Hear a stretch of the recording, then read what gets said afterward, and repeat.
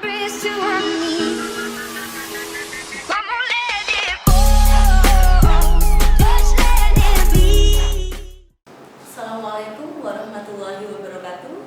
Nama saya Rokaya Sarjana Humaniora. Saya adalah guru mata pelajaran Bahasa Indonesia di SMK Wahid Hasyim, Surabaya. Program pendidikan PPG adalah Pendidikan Bahasa Indonesia LPTK di Universitas Wijaya Kusuma, Surabaya. Pelaksanaan uji kinerja dilaksanakan pada hari Rabu tanggal 18 November 2020. Kegiatan pembelajaran ini saya bagi menjadi dua sistem pembelajaran. Yang pertama adalah sistem pembelajaran sinkron melalui Zoom meeting.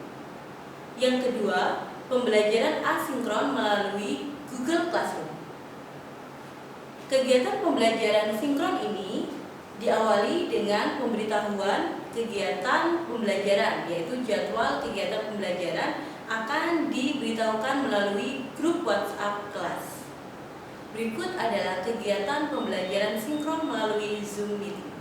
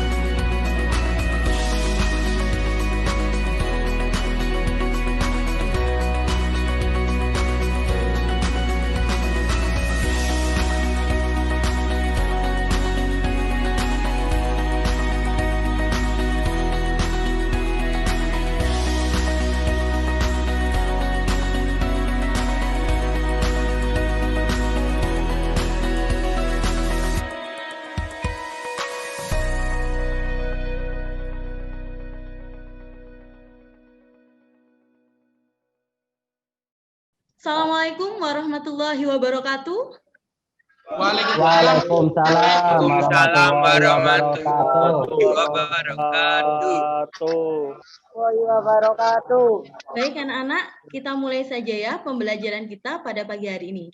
Pembelajaran kita awali dengan berdoa. Berdoa dalam hati dipersilahkan.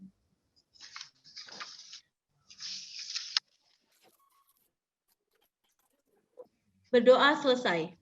Amin. Baik anak-anak, bagaimana kabarnya hari ini? Alhamdulillah baik. Baik, Bu. Alhamdulillah. Adakah teman kalian yang belum bisa masuk Zoom meeting? Sudah masuk semua ya?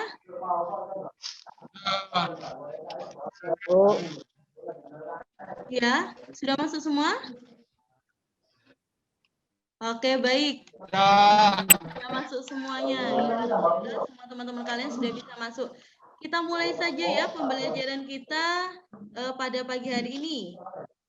Sebelumnya, agar pembelajaran kita lebih semangat lagi, kita gaungkan visi SMK Wahidasyim Surabaya. Ya, oke, kita bersama-sama ya. Visi SMK Wahidasyim unggul, Unggul, cerdas, mandiri, mandiri, berhaluan Ahlus Sunnah wal Jamaah. Oke ya, diulangi lagi ya. Unggul, cerdas, mandiri, berhaluan Ahlus Sunnah wal Jamaah. Oke, baik sekali, tepuk tangan untuk kita semuanya. Baik, ya. Hari ini kita akan mempelajari materi apa ya? Adakah yang masih ingat kira-kira hari ini kita akan mempelajari apa? Adakah yang pernah membaca sebuah media massa berbentuk koran ataupun majalah? Pernah, Bu. Baik, kalau pernah, apa saja tulisan-tulisan yang terdapat pada koran atau majalah?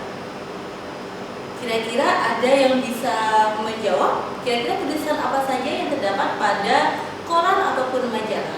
Ada koran ataupun majalah? Baik, Ferdi. Silakan Ferdi. Ya, berita. Oke, benar ya. Berita. Oke, ada yang lain mungkin? Siapa? Oke, Noval. Silakan Noval. Selain berita, ada tulisan apa lagi yang terdapat pada surat kabar koran ataupun majalah? Editorial, Bu. Oke, pintar sekali. Editorial ya, editorial atau tajuk rencana. Selanjutnya, adakah yang ingin menyampaikan lagi selain berita, editorial, adakah tulisan lain yang mungkin ada di surat kabar, media ataupun majalah? Baik, Rama. redaksi, sama artikel. Oke, pojok redaksi sama artikel ya. Oke, pojok redaksi dan artikel. Selanjutnya, kira-kira selain berita, editorial, pojok redaksi, artikel, kira-kira ada apa lagi? Tulisan yang termuat pada koran atau majalah. Surat membaca, Bu. Oke, baik sekali. Suara membaca atau istilahnya adalah surat pembaca. Nah, anak-anak, dari beberapa tulisan ini, kira-kira ada yang tahu perbedaan antara masing-masing tulisan itu? Kira-kira ada yang tahu? Oke, belum tahu. Begini anak-anak, dari berita, tajuk rencana, editorial, dan pojok redaksi, ya, dari berita, tajuk rencana, nah sebentar, ini berita, editorial, pojok redaksi, artikel, dan suara pembaca, ini ada perbedaannya. Sebentar, berita, editorial, sama pojok redaksi, kira-kira ini yang menulis dari dalam redaksi media massa ataukah dari luar? Bagaimana menurut kalian? Kalau berita atau editorial atau pojok redaksi biasanya nulis siapa kalau berita? Redaktor media. Ya, pintar sekali.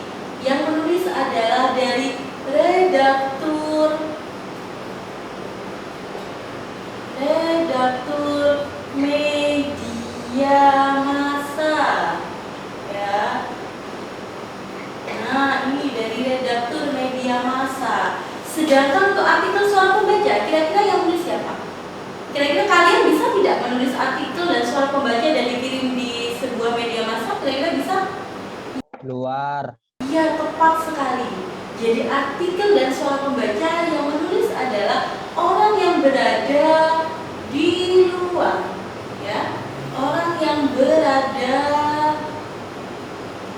di luar media. Nah, contohnya adalah pembaca sendiri maupun masyarakat luas. Nah, begini ya Nana ya. Jadi itulah perbedaannya. Kalau berita, editorial, pojok redaksi yang menulis adalah redaktur media massa, sedangkan untuk artikel dan suara pembaca yang menulis adalah orang yang berada di luar redaktur media massa. Bisa kalian, bisa pembaca atau masyarakat luas. Baik anak-anak, begitu? Apakah kalian paham? Paham, Bu. Paham, Bu. Baik, kalau sudah paham, pada pagi hari ini, pertemuan kita kali ini, kita akan membahas terkait dengan editorial. Jadi dari beberapa tulisan tadi, cukup hari ini kita akan membahas terkait dengan teks editorial. Baik anak-anak. Oke, kompetensi dasar. Nih ya, jadi materi kita pada pagi hari ini yaitu kompetensi dasarnya. Kompetensi pengetahuannya adalah mendeskripsikan. Jadi nantinya capaian kompetensinya adalah kalian bisa mendeskripsikan informasi berupa pendapat, alternatif solusi, simpulan dalam sebuah teks editorial. Untuk KD keterampilannya adalah menyeleksi ragam informasi sebagai bahan teks editorial yang berkaitan dengan bidang pekerjaan, baik secara lisan maupun tulis. Gitu ya anak-anak ya, tujuan pembelajarannya. Nah, untuk pertemuan kita pada pagi hari ini kalian ada 3 hal yang nanti harusnya kalian capai. Ya, yaitu yang pertama mengenal ciri-ciri teks editorial, yang kedua mengidentifikasi informasi yang terdapat pada teks editorial, yang ketiga menyeleksi ragam informasi berupa fakta dan opini. Nanti kita akan mempelajari 3 hal itu ya. Kalian nanti setelah mempelajari ini paling tidak ada 3 hal itu yang bisa kalian capai gitu ya, tujuan pembelajaran pada pagi hari ini. Oke, selanjutnya. Nah, ini ada tes kemampuan awal. Apa yang dimaksud dengan teks editorial? Apa ciri-ciri dari teks editorial? Yang ketiga, apa yang dimaksud dengan kalimat fakta dan opini? Nah, kira-kira apa ini? Ya, mungkin ini kemampuan awal kalian, Ibu pengen tahu. Kira-kira ada yang bisa menyebutkan?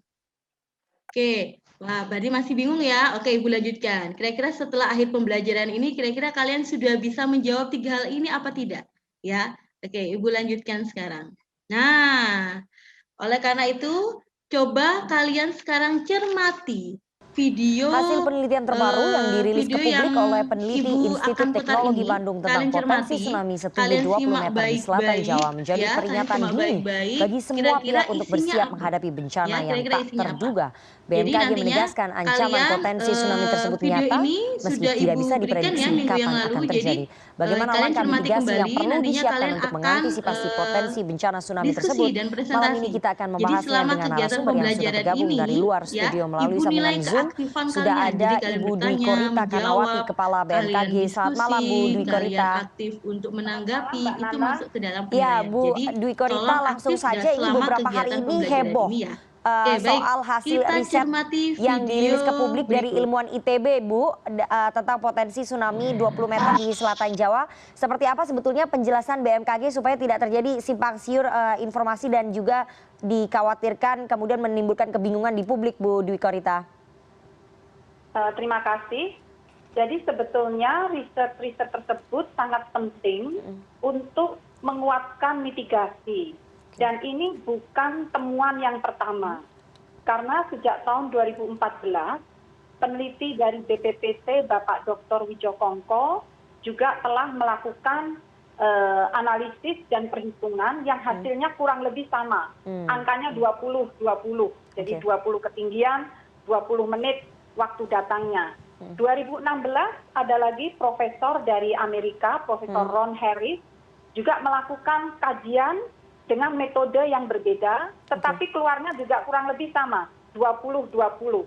Dan yang terakhir, peneliti ITB ini kebetulan bersama dengan peneliti BMKG, sebagian menggunakan data BMKG dan ada peneliti dari, jadi itu gabungan lintas lembaga penelitiannya, dan hasilnya angkanya 20-20, tetapi metode, asumsi, dan pendekatannya berbeda. Semuanya itu penting bagi kami untuk menguatkan mitigasi. Sebetulnya sejak tahun 2008, pemerintah Indonesia telah menyiapkan antisipasinya karena terjadinya tsunami di Banda Aceh. Mekanismenya kurang lebih sama dengan yang dianalisis oleh tim peneliti-peneliti tadi, yaitu gempa akibat kuncian dari megatrust, ada segmen satu atau beberapa segmen kuncinya terlepas mengakibatkan gempa dengan magnitudo 9 dan juga mengakibatkan tsunami. Sehingga sistem yang ada di Indonesia dibangun di tahun 2008 dengan merapatkan jaringan sensor-sensor gempa, terutama yang menghadap pada zona-zona megatrust, serta yang mengepung patahan-patahan aktif di darat. Dari sensor-sensor gempa ini akan terdeteksi gelombang atau sinyal-sinyal gelombang gempa dengan menggunakan IoT atau Internet of Things, akhirnya dapat dianalisis Dihitung secara matematis, diketahui magnitudonya, posisinya di mana. Oke, baik ya. Setelah kalian tadi mencermati video yang ada, yang sudah Ibu putar tadi, dan video ini kemarin ya, minggu lalu, sudah Ibu berikan saat pertemuan minggu lalu ya. Nah, sekarang coba kalian temukan informasi apa saja yang terdapat pada video tersebut. Kemudian, coba kalian deskripsikan informasi berupa pendapat, alternatif solusi, simpulan pada tayangan video tadi. Ya, jadi silakan nanti perwakilan kelompok saja ya, perwakilan kelompok untuk mempresentasikan hasil identifikasi dan analisisnya. Ya, bisa mendeskripsikan informasi apa saja dan menentukan informasi teks editorial tersebut. Ya, jadi ada perwakilan kelompok nanti menyampaikan hasil diskusi, kelompok yang lain menanggapi. Ya, kelompoknya sudah Ibu bagi di pertemuan awal kita. Jadi Ibu sudah membagi kelompok-kelompok diskusi di awal pertemuan kita kelas 12 kemarin ya. Jadi silakan siapa dulu yang akan mempresentasikan bisa mempersiapkan diri untuk mempresentasikan hasil diskusinya. Oke. Bentar Ibu buat multiple presentasi dulu ya.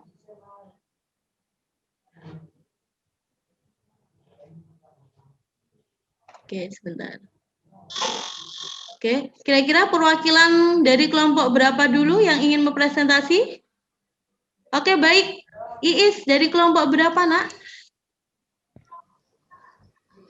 Mohon izin Bu, saya perwakilan kelompok 1 akan mempresentasikan. Oke, kelompok 1 yang disampaikan oleh Iis Nurlaili. Silakan Iis.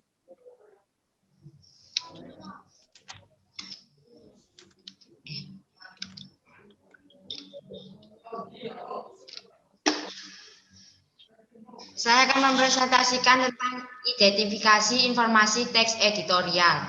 Oke, baik. Bisa di slideshow, Is? Apa, Bu? Di slideshow, Nak. Iya.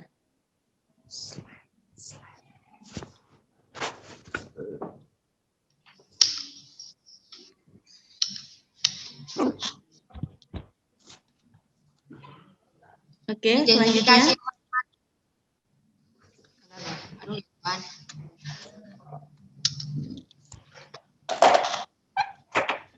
Identifikasi informasi teks editorial. Pertama, tentang peristiwa faktual. Heboh hasil penelitian terbaru yang dirilis di publik oleh Institut Teknologi Bandung tentang potensi tsunami setinggi 20 meter yang terjadi di selatan Jawa. Oke, baik. Ya. Kedua, fakta. BMKG menyatakan potensi tsunami terjadi nyata meski tidak bisa diprediksi kapan itu terjadi. Oke, kedua, baik. Ibu Dwi Korita, Kepala BMKG membenarkan bahwa ada riset terkait dengan adanya potensi gempa. Ketiga, beberapa mencoba meneliti dengan metode yang berbeda dan hasilnya pun sama antara 20 meter ketinggian potensi gempa dengan waktu 20 menit. Fakta yang keempat, zona yang rawan tsunami tidak hanya pada selatan Jawa, tetapi di sepanjang garis pantai yang menghadapi Samudra Hindia, Samudra Pasifik, dan laut-laut ataupun teluk-teluk yang terdapat patahan di dasar lautnya. Oke. Kelima, belum ada alat yang dapat memberikan peringatan dini di bawah 2 menit. Oke. Ya. Opini pendapat. Oke. Di akhir yang dilanjutkan, yang di akhir itu slide ke-6. Pemerintah Indonesia telah menyiapkan mitigasi yaitu dengan peringatan dini tadi. Oke. Kedua, dari banyaknya hasil riset tersebut sebenarnya kita bisa menyiapkan misalnya tidak membangun rumah sejauh 20 meter. Oke. Dari garis pantai menyiapkan segala infrastruktur yang kokoh sehingga kuat dengan adanya terjangan tsunami. Oke. Alternatif diharapkan pemerintah daerah adalah petugas yang siap menjaga selama 24 jam untuk menerima informasi atau peringatan adanya potensi gempa sehingga bisa menyampaikan kepada masyarakat atau pihak-pihak terkait untuk melakukan evaluasi. Oke, selanjutnya. Dari kelompok saya, kurang lebihnya kami mohon maaf. Terima kasih. Assalamualaikum. Waalaikumsalam warahmatullahi wabarakatuh. Oke, beri aplaus untuk kelompok 1.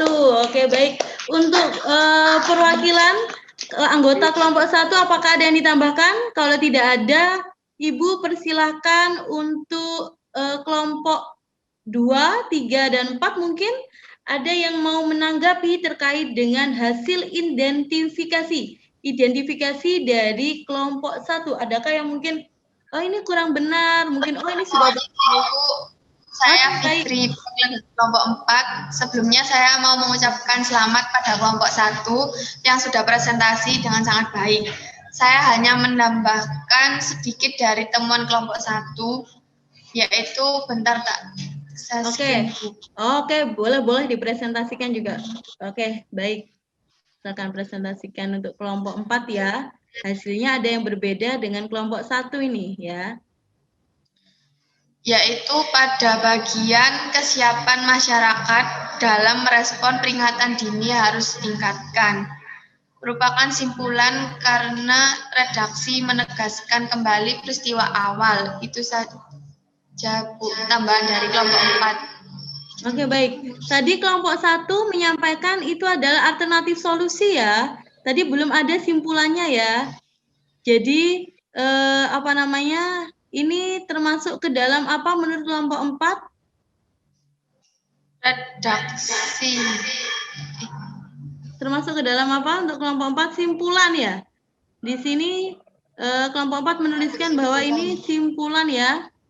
Jadi kesiapan masyarakat dalam merespon saran BMKG ini adalah simpulan menurut kelompok 4. Tadi koreksinya seperti itu ya. Mungkin kelompok 4 ini awalnya alternatif solusi tapi dipikir lagi jadi akhirnya ini menjadi simpulan ya. Oke, benar sekali ya. Jadi kata kuncinya tadi simpulan ada pada kata apa? Biar teman-temannya tahu untuk kelompok 4. Tadi kok bisa berubah pandangan menjadi simpulan? Ini ada kata apa ini? Di sini. Kesiapan masyarakat dalam respon peringatan dini harus ditingkatkan.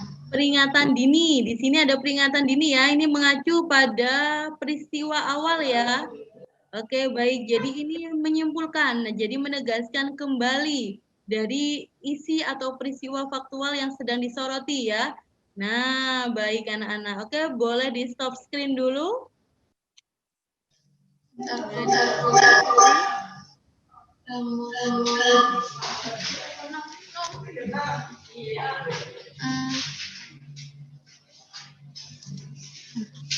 Oke, baik. Baik ya.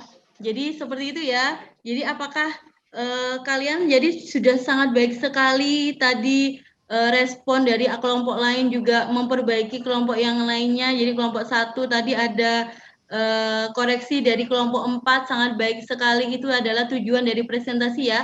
Kita sama-sama menghargai pendapat masing-masing dan kelompok 1 pun menerima koreksian dari kelompok 4 dan itu sangat baik sekali ya. Oke, tepuk tangan semua untuk kelas 12 multimedia 1. Oke. Tetap semangat ya, senyum dulu. Ibu pengen tahu senyumnya. Oke, senyum. Oke, baik. Baik. Ibu lanjutkan lagi ya. Nah, setelah kalian sudah menemukan informasi pada teks editorial melalui tayangan video tadi, adakah yang mau menjawab pertanyaan Ibu? Ya, tadi tes kemampuan awal itu yang pertama pertanyaannya adalah pengertian dan ciri-ciri teks editorial. Nah, kira-kira adakah yang bisa menjawab setelah kalian tadi mengamati, kalian sudah mencoba mengidentifikasikan, mendeskripsikan, ya dari video tadi kalian sudah mendeskripsikan informasi apa saja yang ada pada teks editorial. Kira-kira kalau teks editorial seperti itu, ciri-cirinya apa? Silakan. Silakan, ada yang mau jawab? Oke, Rafli, silakan di mic-nya di on-kan dulu, Rafli. ya. Saya Bu lupa. Oke, silakan Rafli. Oke, tadi lupa ya. Oke, silakan Rafli. Teks editorial merupakan pandangan redaksi terhadap suatu peristiwa atau berita aktual yang sedang menjadi sorotan, fenomenal, dan kontroversial yang menimbulkan beberapa pendapat.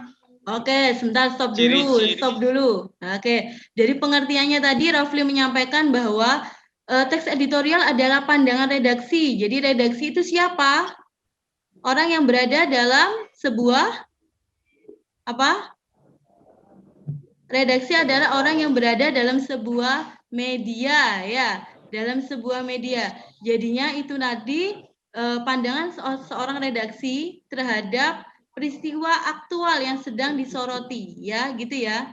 Oke, baik. Selanjutnya, kira-kira ciri-cirinya apa, Rafli?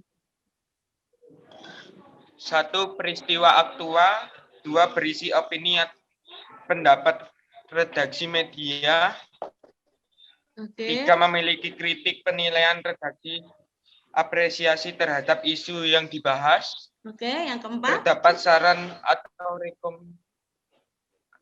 Yang keempat, terdapat saran rekomendasi terhadap isu yang dibahas. Oke. 1 tadi coba diulangi tadi apa? Peristiwa aktual. Aktual. Yang kedua, berisi opini. Yang ketiga tadi, memiliki kritik penilaian apresiasi terhadap isu yang dibahas. Yang keempat apa tadi?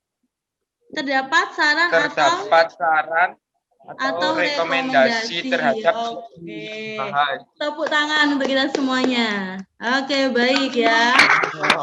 Oke. Baik sekali Rafli, benar sekali ya. Sekarang adakah yang bisa menyimpulkan apa saja materi yang sudah kalian dapatkan pada pertemuan kita kali ini? Silakan. Ya, mohon izin Bu, saya Ali. Oke, Ali Baros, silakan Ali. Oke. Ya, mohon izin Bu. Saya akan menyimpulkan kegiatan pembelajaran pada pagi ini adalah kita memahami pengertian ciri teks editorial, yaitu dapat peristiwa aktual, opini, kemudian alternatif solusi dan simpulan. Ya, itu saja. Oke, baik sekali ya. Simpulan dari Ali Baros. Jadi Ali Baros sudah menyampaikan simpulannya, itu berarti tandanya kalian sudah paham ya. Ali Baros sudah bisa menyimpulkan kegiatan pembelajaran kita hari ini kita dapat apa saja. Baik anak-anak, kita lanjutkan ke refleksi diri ya. Kita melakukan refleksi diri. Sebentar, kita share screen dulu. Oke.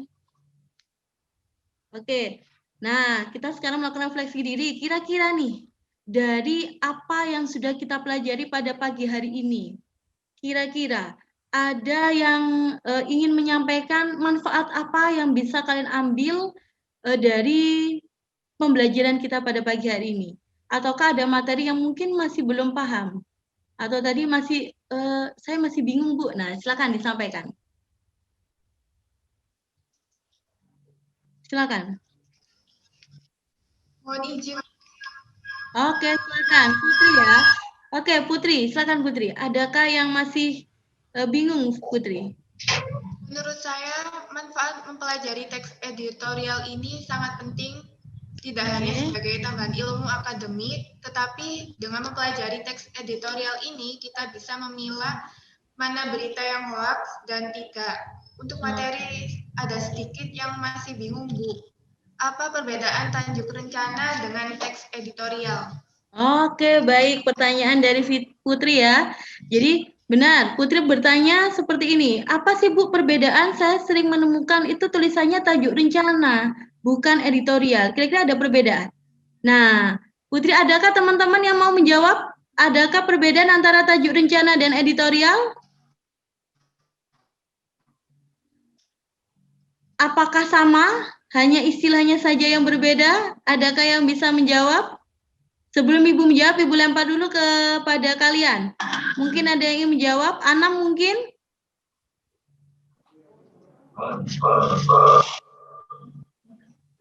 Adakah? Oke, Ali Baros. Ya, itu sama, Bu. Oh, sama. Oke, pintar sekali ya Ali Baros ya. Jadi katanya Ali Baros, tajuk rencana sama editorial itu sama, Putri. Jadi itu adalah cuman istilah saja. Kadangkala majalah atau surat kabar itu menggunakan kata tajuk rencana, ada juga yang menyampaikan itu adalah menggunakan istilah editorial. Sebenarnya editorial sama tajuk rencana itu sama, hanya istilahnya saja yang berbeda. Begitu ya. Oke, pintar Ali Baros. Putri juga sudah menyampaikan bahwa manfaat dari mempelajari teks editorial ini kalian tidak langsung bisa menerima berita-berita yang itu hoax ya, yang itu masih belum bisa dipertanggungjawabkan. Jadi kalian dengan teks editorial ini kan bisa memilah kira-kira pendapat dari satu redaksi itu seperti apa, pendapat dari redaksi lain seperti apa. Nah, itu akhirnya kalian bisa menyeleksi kira-kira sebenarnya seperti apa. Baik, tepuk tangan untuk kita semuanya. Oke, setelah kita melakukan kegiatan refleksi, ya, kira-kira adakah yang ingin menyampaikan lagi? Kira-kira adakah yang masih bingung terkait dengan materi teks editorial ini?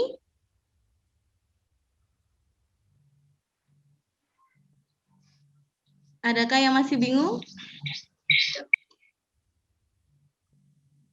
Bagaimana? Apakah masih bingung? Nggak ada, Bu. Nggak ada. Oke. Nggak ada, Bu. Kalau tidak ada, oke, selanjutnya ya, selanjutnya kalian cermati sebuah teks editorial ya. Mari Ibu buka dulu teksnya. Oke, sebentar. Oke, telah Ibu sampaikan pada minggu kemarin sebenarnya ya, bahan ajar ini sudah Ibu berikan pada minggu kemarin. Nah, ini.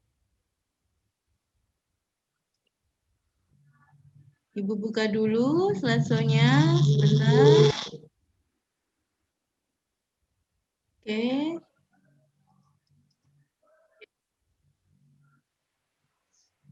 Nah, ini sebentar ya.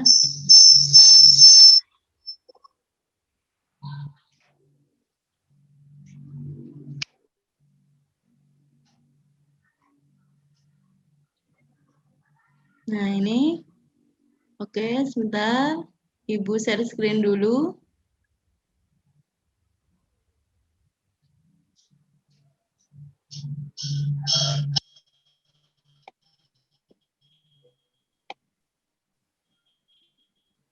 Nah, ini. Ya. Nah, ini ya. Ini ada sebuah teks. Ya, ada sebuah teks. Ini adalah teks tajuk rencana atau editorial. Ya, kalian tentukan kalimat fakta dan kalimat opini. Nah, nih. Tentukan, setelah kalian mengamati teks di atas, tentukan kalimat fakta dan opini dan uraikan kalimat tersebut. Jadi ini nanti kalian kirim ke Google Classroom, kalian kirim kalimat faktanya itu apa saja, kalimat opininya itu apa saja. Baik anak-anak, dari sini apakah kalian paham? Paham, Bu. Paham, Bu.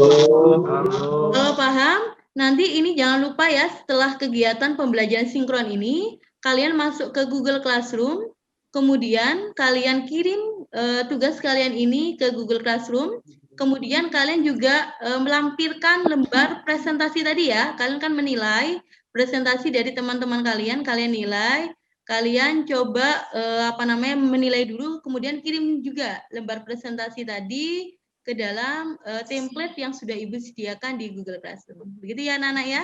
Apakah adakah pertanyaan lagi? Enggak, Bu. Oke, sudah. Baik, apa kalian sudah tidak ada pertanyaan lagi? Tadi sudah melakukan kegiatan simpulan, refleksi sudah ya. Baik, sekarang kita Ibu akhiri pembelajaran kita pada pagi hari ini, pembelajaran sinkron kita masuk ke pembelajaran sinkron ya. Oke, agar lebih Ya, Bu. Oke, baik. Supaya lebih manfaat, kita akhiri dengan berdoa ya. Berdoa dalam hati dipersilakan.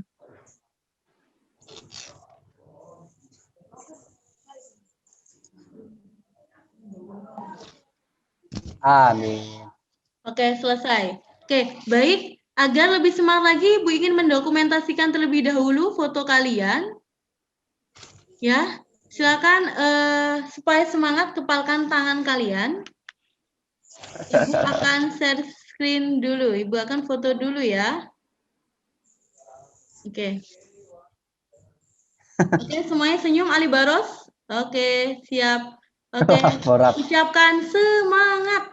Semangat. Oke, tahan. Kaure coramurap. Semangat. Oke. Oke, beri aplaus untuk kita semuanya. Oke, baik ya anak-anak ya. Oke, baik. Terima kasih atas kalian sudah mendengarkan dengan baik, kalian sudah menjawab, kalian juga diskusi. Ibu akhiri. Wassalamualaikum warahmatullahi wabarakatuh. Waalaikumsalam warahmatullahi wabarakatuh.